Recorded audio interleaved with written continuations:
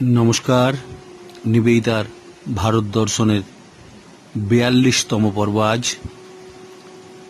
सकलके आमार श्रद्धापूर्ण नमस्कार।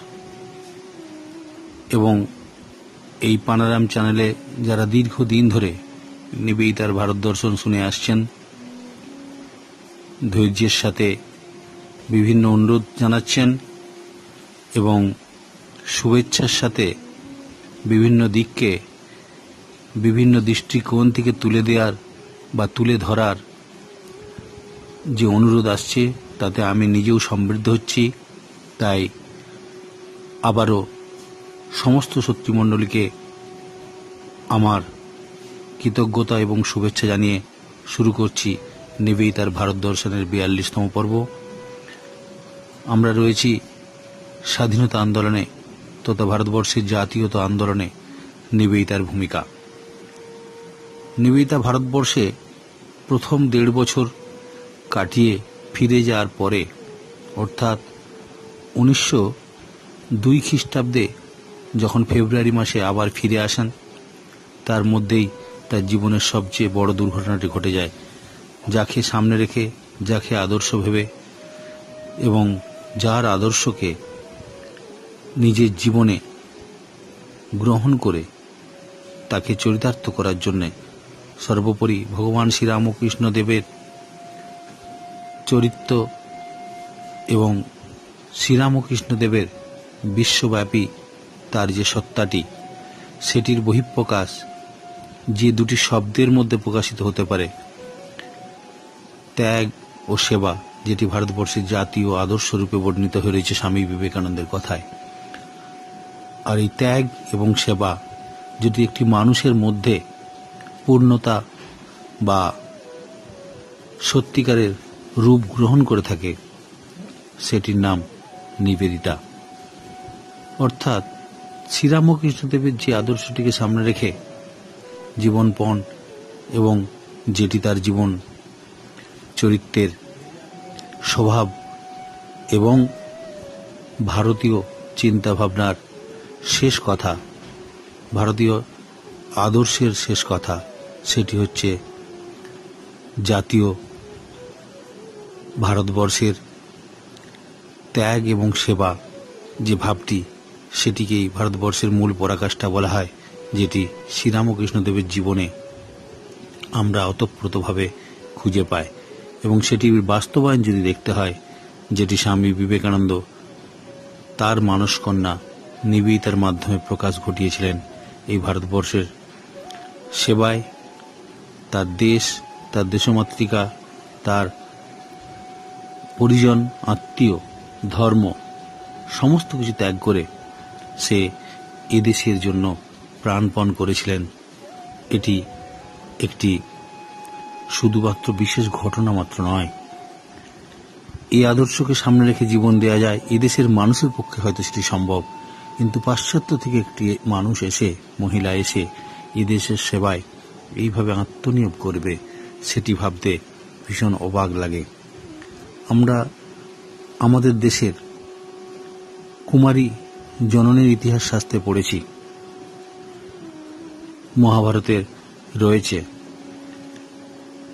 নিবেদিতা ভারতবর্ষে জন্মগ্রহণ করেননি ঠিকই, কিন্তু ভারতবর্ষের মানুষ এই রকম কুমারী জননীকে সাক্ষাৎ করার সুযোগ পেয়েছিল এই ভগিনী নিবেদিতার মাধ্যমে। কারণ ভগিনী নিবেদিতা ভারতবর্ষে জন্মগ্রহণ করেননি, আয়ারল্যান্ডে জন্মগ্রহণ করেছিলেন। অর্থাৎ এক দেশে জন্মগ্রহণ করা, আয়ারল্যান্ড থেকে লন্ডনে এসে তথা ইংল্যান্ডে তার শিক্ষা দীক্ষা, বৃহত্তর সমাজে প্রবেশ এবং সেই শিক্ষা সমাপন করে নিজের জীবনটিকে মানুষের সেবায় আত্মোৎসর্গ করেন। সে দেশটি হচ্ছে ভারতবর্ষ। অর্থাৎ এক দেশে জন্ম, এক দেশে শিক্ষা, আর এক দেশে তথাই ভারতবর্ষে সমস্ত কিছু উজাড় করে দেয়া। ভারতবর্ষের ইতিহাসে, পুরাণে যে আমরা ওই কুমারী জননীর কথা দেখে থাকি, নিবেদিতা যেন তার সাক্ষাৎ রূপটি আমাদের সামনে তুলে ধরেছেন কুমারী জননী রূপে, সেবিকা রূপে স্বামী বিবেকানন্দ যেটি চেয়েছিলেন। ভারতবর্ষের সবচেয়ে বড় যেটি ট্র্যাজেডি, সেটি পরাধীন দেশে নেতৃত্ব দেওয়ার মতো মানুষগুলির বড় অভাব, তাদেরকে সঙ্গবদ্ধ করা বড় অভাব। নিবেদিতা ওই 1902 খ্রিস্টাব্দে পাশ্চাত্য থেকে যখন ফিরিয়ে এলেন এসেছে, 1903 খ্রিস্টাব্দের পর থেকে যেভাবে তিনি ভারতবর্ষের জাতীয়তা আন্দোলনে যুক্ত হয়ে গেলেন, তার গুরু তাকে যেটি বলেছিলেন, যেটি তিনি রবীন্দ্রনাথকে বলতে সাহসীভাবে এগিয়ে এসে জানিয়েছিলেন যে স্বামীজি তার জন্য একটি দায়িত্ব রেখে গেছেন। সেই দায়িত্বটি কি? তিনি বলছেন, my task is awake the nation. এই জাতিটিকে জাগানো হচ্ছে আমার স্বামীজির দ্বারা নির্দেশিত পথ। অর্থাৎ ভারতবর্ষের মানুষরা ভারতীয়ত্ব বোধে গর্ব অনুভব করবেন, সেটা ঠিকই, কিন্তু ভারতীয়ত্ব বোধটি খুঁজে পাবেন নিবেদিতার মাধ্যমে, এটাও ঠিকই। ভারতবর্ষের মানুষকে তাদের ভারতবর্ষের সাথে পরিচয় করে দেওয়া, ভারতীয়ত্ব বোধে তাদের দেশাত্মবোধ জাগিয়ে তোলা, এটি নিবেদিতার বিশেষ ভূমিকা, যেটির পর্বে আমরা রয়েছি সেই 1903 খ্রিস্টাব্দের পর থেকে। অর্থাৎ 20শে জানুয়ারির পর থেকে আমরা দেখব যখন স্বামী রামকৃষ্ণানন্দজি আয়োজিত মাদ্রাজে প্রথম স্বামী বিবেকানন্দের জন্মতিথি অনুষ্ঠানটি পালিত হচ্ছে, সেখানে তিনি অংশগ্রহণ করছেন। অর্থাৎ তার আগের বছরই স্বামী বিবেকানন্দের শরীর যায়। তার পরের বছর 1903 খ্রিস্টাব্দে স্বামী বিবেকানন্দের 20শে জানুয়ারি জন্মতিথি উপলক্ষে উপস্থিত ছিলেন নিবেদিতা এবং বক্তৃতাও দেন, জ্বালাময়ী বক্তৃতা। সে বক্তৃতার মধ্যে ছিল এদেশের মানুষকে জাগানোর ভাষা, যেন স্বয়ং স্বামী বিবেকানন্দেরই এক অন্য মুখে তার কথাগুলি যেন ভারতবর্ষ ভয় কম্পিত হচ্ছে এবং ছড়িয়ে পড়ছে ভারতবর্ষের মানুষের কাছে। বিবেকানন্দই যেন সদা জাগ্রত হয়ে নিবেদিতার মাধ্যমে ভারতবর্ষের মানুষকেও জাগিয়ে দিচ্ছেন। নিবেদিতা মে মাসে 1903 খ্রিস্টাব্দে মেদিনীপুরে গিয়ে যেসব ভাষণগুলি দিয়েছিলেন তার কিছু কিছু কথা আগের দিনে বলেছিলাম। The web of Indian life গ্রন্থে রবীন্দ্রনাথ ভূমিকা লিখেছিলেন। স্বামী বিবেকানন্দের নামে সেই গ্রন্থটি উৎসর্গ করা হয়েছিল। তার সত্ত্বে সত্ত্বে ভারতবর্ষের মানুষের ভারতীয়ত্ব বোধে জাগ্রত হওয়ার যে ভূমিকা নিবেদিতা বর্ণনা করেছেন, সেটি সত্যি আমাদেরকে শিহরিত করে। আমরা দেখব সেই তখন থেকেই কিন্তু 1903 খ্রিস্টাব্দ থেকে ব্রিটিশদের নজরে আসতে শুরু করেন নিবেদিতা। তার সমস্ত বিদেশ থেকে আসা চিঠিগুলি তারা খুলে খুলে দেখতে থাকেন এবং সন্দেহ বাড়তে থাকে। সাদা চামড়ার মানুষ হয়ে যারা এই দেশকে শাসন করছেন, তাদের প্রতিনিধিত্ব করা বা তাদের সহযোগিতা করার কথা, তা না করে তার উল্টোটি দেখতে ব্রিটিশরা প্রথমে সন্দেহের চোখে দেখেনি। পরবর্তীকালে যখন একটার পর একটা প্রমাণ তাদের কাছে এসে পৌঁছায় ঘোরাপথে, তখন তারা নিবেদিতাকে খুব নজরের মধ্যে রাখতে শুরু করে। একজন গোয়েন্দা সরাব আলীকেও তার পেছনে লাগিয়ে দেওয়া হয়।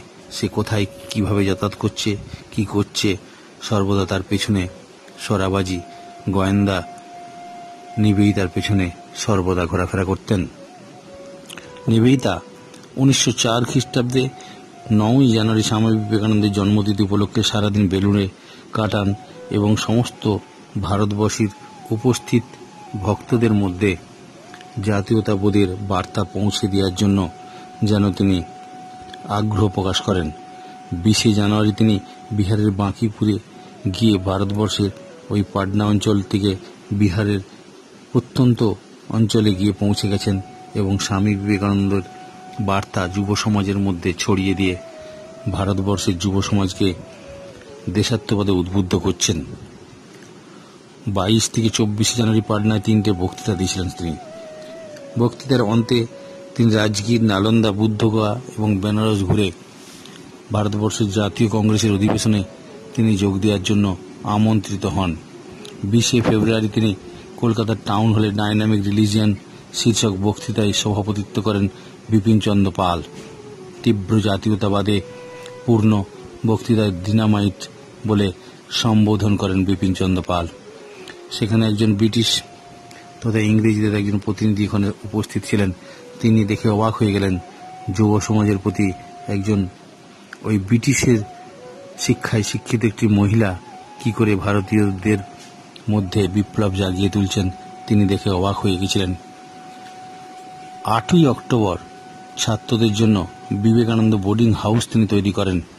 বিবেকানন্দের আদর্শে ছাত্র যুবকরা এগিয়ে আসবে, সেরকম একটি বিবেকানন্দ বোর্ডিং হাউস তৈরি করেন যুব সমাজকে এক জায়গায় একবদ্ধ করার জন্য। 1 ডিসেম্বর 1904 খ্রিস্টাব্দে আমরা দেখব বজ্রকে তিনি ভারতবর্ষের জাতীয় প্রতীক হিসাবে প্রস্তাব দিচ্ছেন। 1905 খ্রিস্টাব্দের 8ই ফেব্রুয়ারি ভারতবর্ষের জাতীয় পতাকার রূপরেখা তিনি প্রস্তুত করে দিলেন। আমি আগের দিনেই ভারতবর্ষের জাতীয় পতাকার রূপরেখার ব্যাপারে কথা বলছিলাম।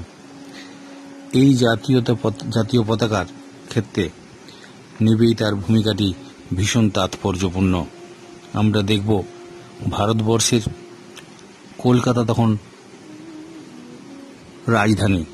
সেই রাজধানীতে নিবেদিতা ভারতবর্ষের যুব সমাজ তথা বিপ্লবীদের তিনি উৎসাহ যোগাচ্ছেন এবং নিজের বাড়িতে 16 নম্বর বোসপাড়া লেনে তার গোপন বৈঠক হচ্ছে। নিবেদিতার বাগবাজারের বাড়িতে শুধু অরবিন্দ নয়, বাঘাযতীন, ভূপেন দত্ত, বিপিন পাল, তার ভাই বারিন ঘোষ একাধিকবার এসেছেন। সেখানে বিভিন্ন পরামর্শ হয়েছে, কিভাবে গুপ্ত সমিতির আলোচনা, কিভাবে অনুশীলন সমিতির আলোচনা, সমস্তভাবে রামানন্দ চট্টোপাধ্যায় থেকে শুরু করে অনেকেই সেখানে আসা যাওয়া করেছেন।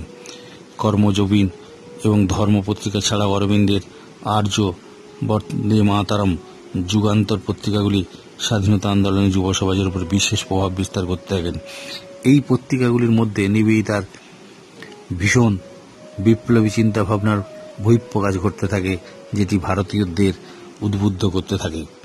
আমরা লক্ষ্য করে দেখব, বিশেষ করে ওই সব পত্রিকাগুলিতে নিবেদিতার গরম গরম লেখাগুলিতে ইংরেজদের সন্দেহ তীব্র হয় এবং যখন তখন যে কোনো অজুহাতে নিবেদিতাকে ইংরেজ সরকার গ্রেপ্তার করার সম্ভাবনা যেন প্রবল হয়ে ওঠে।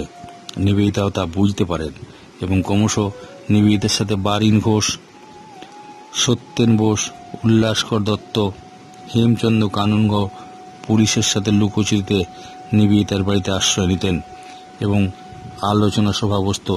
যে কোনো মুহূর্তে গ্রেপ্তার হওয়ার সম্ভাবনা দৃঢ় হলে মূল নেতা হিসাবে যখন অরবিন্দকে ইংরেজ সরকার পুলিশের নজরদারিতে ব্যতিব্যস্ত করে তুলেছিল, তখন নিবেদিতা শুধু পরামর্শ দিয়েই নিজের দায়িত্ব শেষ করেননি। অরবিন্দ চন্দননগরে গোপন আস্তানায় আশ্রয় নিয়ে কিছুদিন পরে যখন পণ্ডিচেরির উদ্দেশ্যে রওনা দেন, এই ব্যাপারে সব রকম সাহায্য ও তার অসমাপ্ত কাজগুলোর দায়িত্ব তথা ওই সমস্ত পত্রিকাগুলো আর্য, বন্দে মাতরম, ধর্ম, কর্মযোগিন, বিশেষ করে কর্মযোগিন পত্রিকায় যুবকদের উদ্দেশ্যে সম্পাদকীয় কলমে এমনভাবে লিখতে শুরু করেছিলেন যেন অরবিন্দেরই ভাষা, ভূপেন দত্তরই ভাষা এবং বারিন ঘোষেরই ভাষা যেন ফুটে উঠছে। কখনোই মনে হতো না নিবেদিতার মতো একজন পাশ্চাত্য জন্মগ্রহণকারী মহিলা এইসব লেখাগুলি সম্পাদকীয় কলমে লিখছেন। ইংরেজদের বুঝতে পর্যন্ত দিত না এবং অরবিন্দের অনুপস্থিতিও তাদের নজরে যাতে না আসে, যেন অরবিন্দই সেই পত্রিকার দায়িত্ব পালন করছেন এবং কলকাতাতে রয়েছেন, এমন ভাবটি পত্রিকার মধ্যেও প্রকাশিত হতো। অগোচরে কখন অরবিন্দ চলে গেছেন পণ্ডিতের উদ্দেশ্যে কেউ জানেই না। বেশ কিছুদিন ধরে এই সমস্ত পরিকল্পনাগুলি অরবিন্দকে সব রকমভাবে সাহায্য করেছিলেন, কিন্তু এই নিবেদিতা তার সমস্ত কাজগুলো দায়িত্ব, পত্রিকাগুলোর সঠিক সম্পাদনা নিবেদিতা গোপনে এবং ছদ্মনামে চালিয়েছেন। আপনারা জানেন নিবেদিতার দুটি ছদ্মনাম বিশেষভাবে উল্লেখযোগ্য, একটি হচ্ছে ভক্স ইগনোটা আর একটি হচ্ছে নীলাস। এই দুটি ছদ্মনাম ম্যাক্সিমাম সময় তিনি ব্যবহার করেছেন, কখনো এই দেশে কখনো বিদেশে। আমরা দেখব এই সমস্ত পত্রিকাগুলিতে নিবেদিতা জ্বালাময়ী বাণী, জ্বালাময়ী ভাষায় ইংরেজকে যেভাবে আক্রমণ করছে, সে যেন কোনো ভারতীয়দেরই ব্যবহার বলে মনে হতো। অরবিন্দের অনুপস্থিতি ইংরেজরা টেরই পেত না। শুধু অরবিন্দ নয়, সেদিন সমস্ত বিপ্লবীদের পরামর্শদাতা হিসাবে অভিভাবকের ভূমিকায় দেশমাতৃকার পরাধীনতার শৃঙ্খল মোচনে আর এক মায়ের ভূমিকা গ্রহণ করেন নিবেদিতা। নিজের বাগবাজারের দরজা অবারিত থাকত সদা। সমস্ত বিপ্লবীদের পরম আশ্রয়স্থল ছিল নিবেদিতার বাড়িটি। নিবেদিতার বাড়িটি পুলিশের সর্বদা নজরে থাকত। ভারতবর্ষ স্বাধীন হওয়ার আগে দেশ স্বাধীন হলে তার স্বরূপ হিসাবে বর্ণিত হবে কিভাবে, জাতীয় চিন্তাটি কীরকম থাকবে, জাতীয় আদর্শটি কী থাকবে, সর্বোপরি জাতীয় ভাবনায় দেশের নামকরণ কী হবে, দেশের একটি নির্দিষ্ট জাতীয় পতাকার রূপ দেওয়ার কথা অনেকে পরিকল্পনা গ্রহণ করেন। আমরা যেটি ইতিহাস থেকে জেনেছি, মাদাম কামা এবং গান্ধীজির সাথে পিনাগলির নাম জড়িয়ে রয়েছে এই ভারতবর্ষের জাতীয় পতাকা তৈরির পরিকল্পনাতে। কিন্তু সেগুলো সব 1907 সালের ঘটনা। এর আগের দিন আমি কিছুটা বলেছিলাম। তার আগেই কিন্তু নিবেদিতা 1904-05 সালে ভারতবর্ষের জাতীয় পতাকা নিয়ে একটি সুন্দর রূপরেখা তৈরি করেছিলেন, যা 1906 খ্রিস্টাব্দে কলকাতায় জাতীয় কংগ্রেসের সভায় প্রদর্শিত হয়েছিল। অর্থাৎ নিবেদিতায় ভারতবর্ষের জাতীয় পতাকার প্রথম রূপকার। এবং আমি একটু আগে বলছিলাম 1905 সালের 8ই ফেব্রুয়ারি ওই জাতীয় পতাকাটি প্রদর্শিত হয় জাতীয় কংগ্রেসের সভাতে। 1905 সালে যে ভারতবর্ষের জাতীয় রূপরেখাটি তৈরি করেন, সেটি প্রপোজাল হিসাবে ওই কাশীতে যে সে বছর জাতীয় কংগ্রেসের অধিবেশন বসেছিল, এর আগের দিনে আমি কিছুটা আলোচনা করেছিলাম। সেখানে সে বছর সভাপতি হিসাবে যিনি শপথ গ্রহণ করেছিলেন জাতীয় কংগ্রেসের, তার সাথে নিবেদিতার বাক্যালাপ, নিবেদিতা তার সাথে এই গোখলেকে সমস্ত পরামর্শ দিতেন জাতীয় কংগ্রেসের সভাপতি হিসাবে কি কি তার করণীয় রয়েছে, যুব সমাজকে কিভাবে টানতে হবে তাদের দলের মধ্যে, তাদের শিক্ষা দীক্ষায় সমস্ত সুযোগ বৃদ্ধি করে যুব সমাজকে, বিশেষ করে গ্র্যাজুয়েট যারা একটু বেশি শিক্ষিত, যারা বুদ্ধির দ্বারা এই সৈনিক তথা ছাত্র যুব সমাজকে উদ্বুদ্ধ করতে পারবে এবং তারা এগিয়ে আসতে পারবে, সে সমস্ত যুবকদেরই কিন্তু তিনি আমন্ত্রণ জানাতেন। সেটা আমরা পরবর্তীকালে আরো ভালোভাবে দেখব।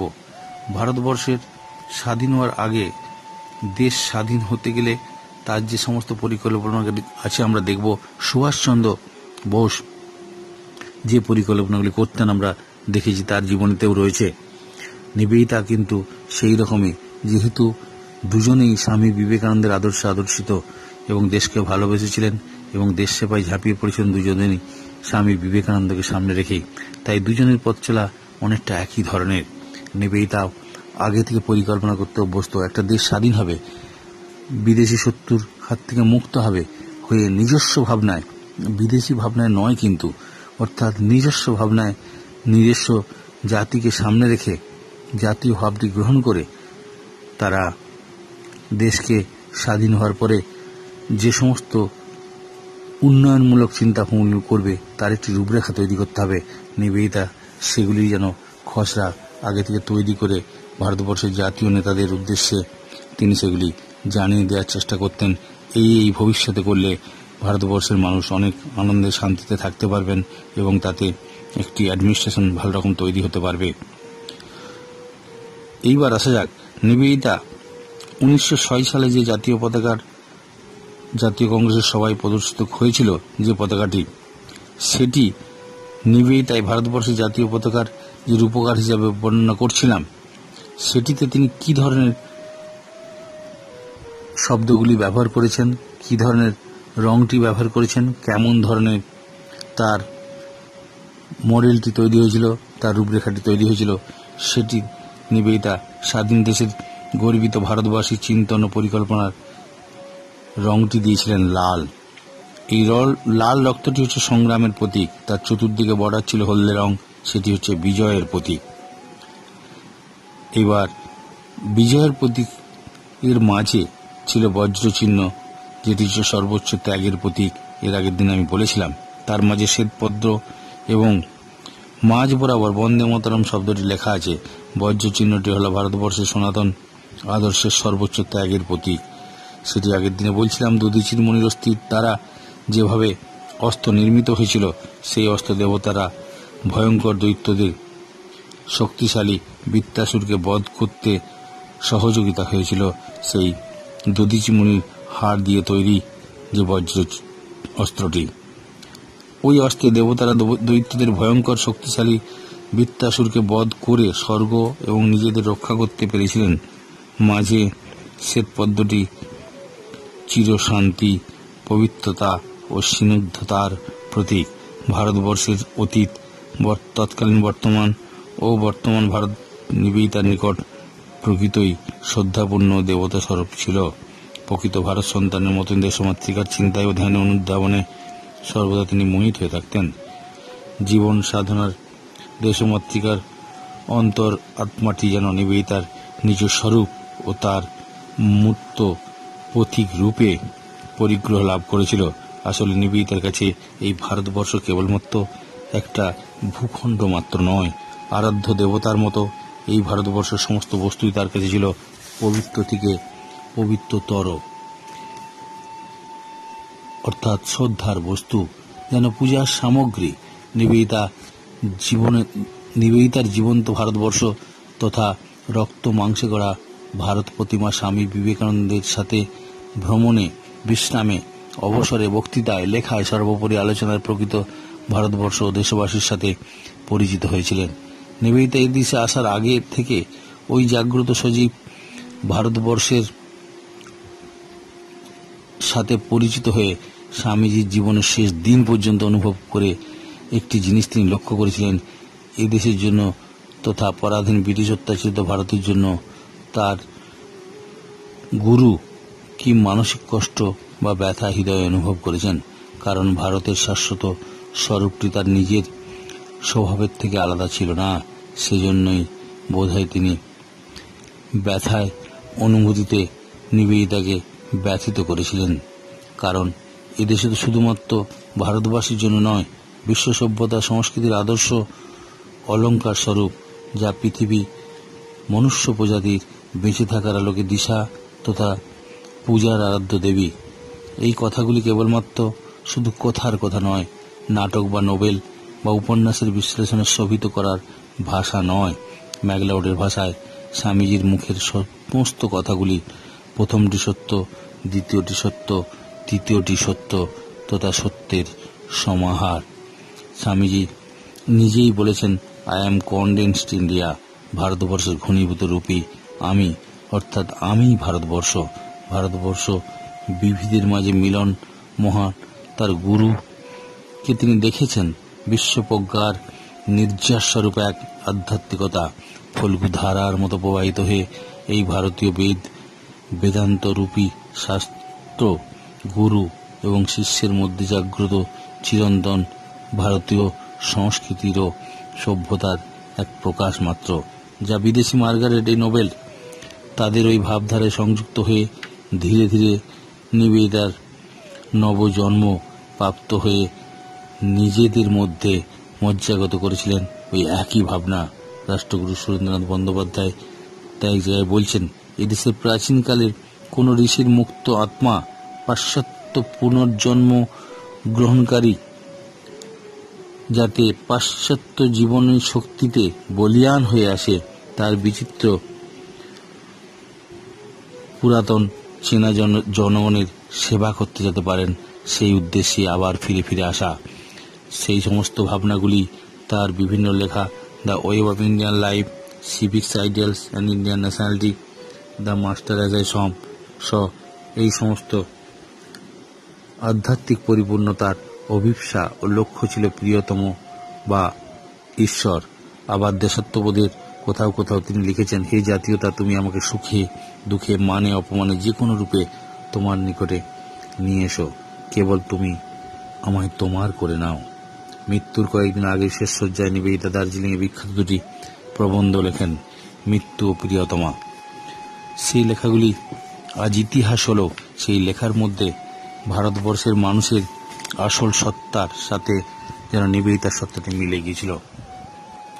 আজকে একটি মানুষের কথা নিবেদিতার সংস্পর্শে আসা, ভারতবর্ষের এক দক্ষিণ দিককার মানুষ আপনারা হয়তো অনেকেই তার নাম জানেন।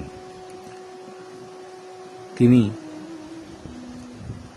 সুব্রমণ্য ভারতী একজন বিখ্যাত লেখক। তিনি 1908 সালে এবং 1909 সালে দুটি বিখ্যাত গ্রন্থ রচনা করেছিলেন। কারণ তিনি নিবেদিতাকে খুব ভালোবাসতেন, শ্রদ্ধা করতেন।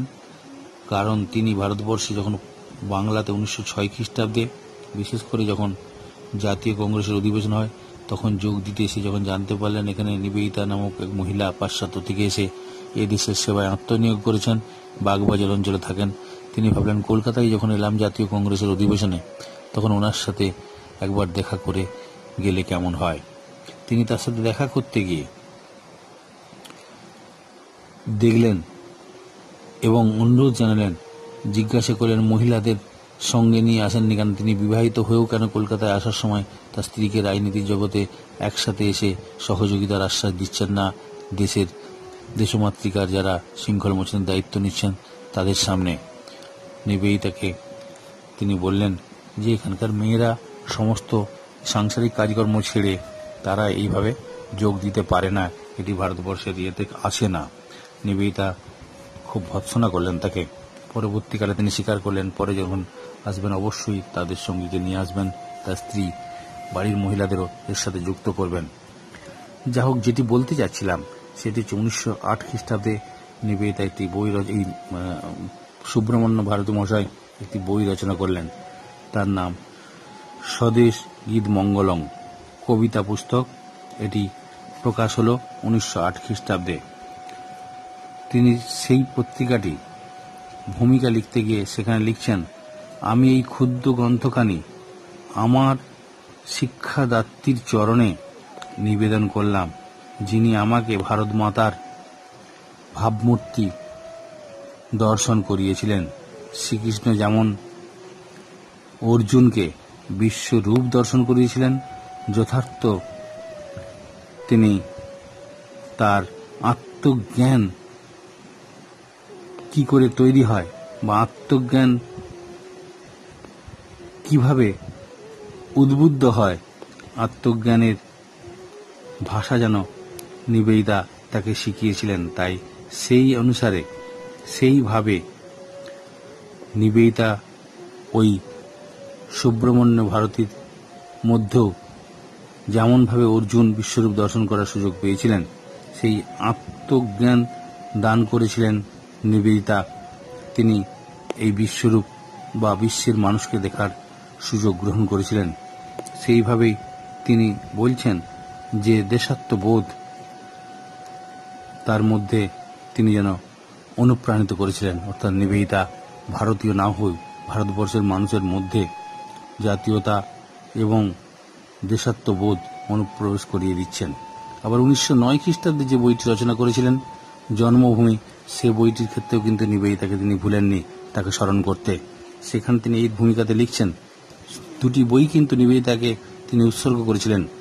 এই গ্রন্থকালী আমি ভগবান বিবেকানন্দের ধর্মপুত্রী শ্রীমতী নিবেদিতাকে আমি উৎসর্গ করছি। তিনি শব্দমাত্র উচ্চারণ না করেও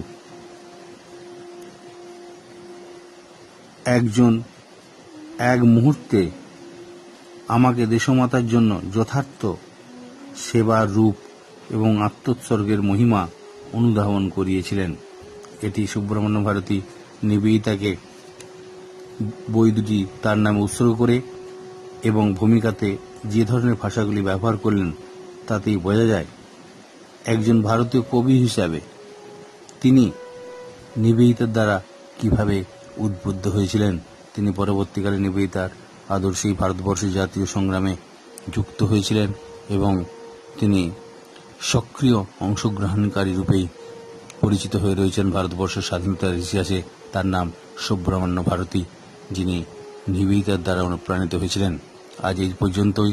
সকলে ভালো থাকুন। আবার এর পরের রবিবার নিবেদিতার ভারত দর্শনের 43 পর্ব নিয়ে আসব। আজ 42তম পর্ব এখানেই শেষ করলাম।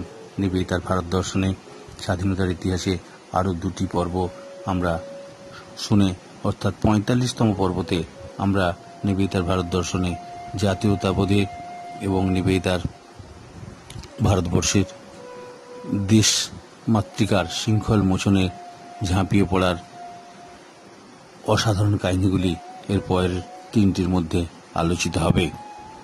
সকলে ভালো থাকুন। ওং অসতো মা সদ্গময় তমসো মা জ্যোতির্গময় মৃত্যুর মা অমৃতম গময় আবিরাবি এধি। ওং শান্তি শান্তি শান্তি। হরি ওং তৎসৎ।